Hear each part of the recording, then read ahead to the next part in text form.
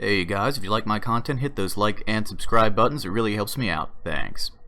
Ladies and gentlemen, my name is Esports Money, ZSM, Mac10, whatever you want to call me, and welcome to my guide to jungling Death Prophet on the Radiant side in patch 7.06e. This guide is possible on the Dire side, however you need to use the similar cliffs over here, but you're going to be focusing on the medium camp then. The bounty runes become more important.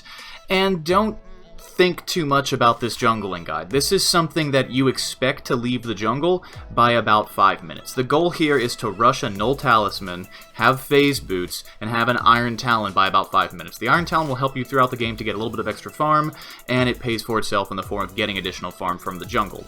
Now, you can use your Q to farm, and I do use my Q to farm quite a bit, but something I want to emphasize here is that level 2 Q is a big jump. If I'm not mistaken, it's double the damage, so it's a lot more farm.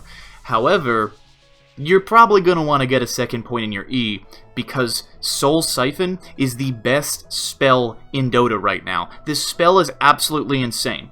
I used to love Death Prophet, because Death Prophet's ultimate is an incredible mass AoE spell that does physical damage. This means if you have an Assault Cuirass, not only do you make yourself more tanky, but because of the -5 armor aura, your spirits are doing significantly more damage. You play around the cooldown, that's a big part of Death Prophet. That's not why the hero's good anymore. Soul Siphon is a direct counter to pretty much everything. You don't break it if you Yules yourself. It doesn't get broken if the enemy you have Soul Siphoned is Yules. It even goes through Puck's Phase Shift, and I don't know this for a fact, but I'm guessing because it goes through Puck's Phase Shift, it also goes through OD's Astral Imprisonment. It also works on a tick-based cooldown, or a charge-based cooldown.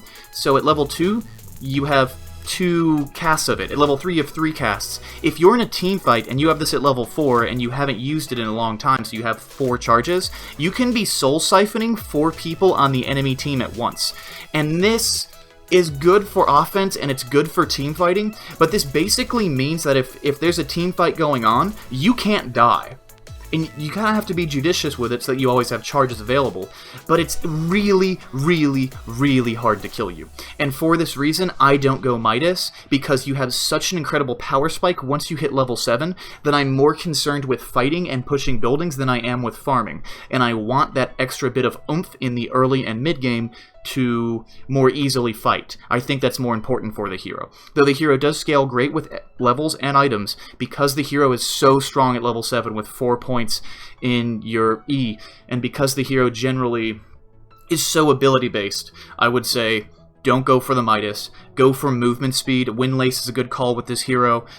Get your Phase Boots up, get your Null Talisman, and build a Yules. Your first real item should be a Yules Scepter, because of the fact that you can Yules your fight, you can Soul Siphon 2 to 4 people, Yules yourself, and they're all dying really quickly, and you can't be hurt, and it doesn't break.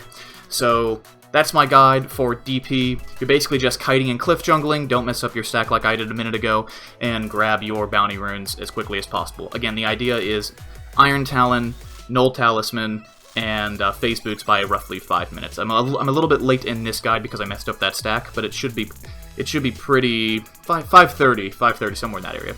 So thank you guys so much for watching. If you liked my content, please subscribe. Apparently some people have been getting unsubbed. I've only heard this from one person so far, but double check and make sure you're still subbed. So thanks a bunch, and I will see you guys next time.